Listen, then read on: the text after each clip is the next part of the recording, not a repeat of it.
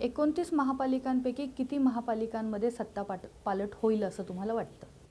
एक असं आहे की या निवडणुका 2017 झाल्यात जानेवारी महिन्यामध्ये.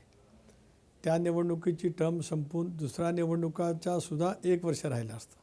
22 ते 27 पहिली 4 वर्षामधली ही नाही म्हटलं तर तशी स्थानिक नेतृत्वाच्या दृष्टिकोनातून तशी वाया गेली.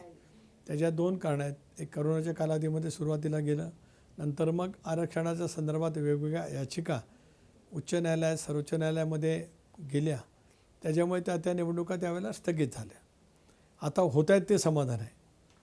आणि त्याच्यामुळे या सगळ्या निवडणुकीची प्रक्रिया एका बाजूला होत असताना त्याचा परिणाम एक मधली फळी त्या निवडणुकीच्या प्रक्रियेपासून दूर राहिली.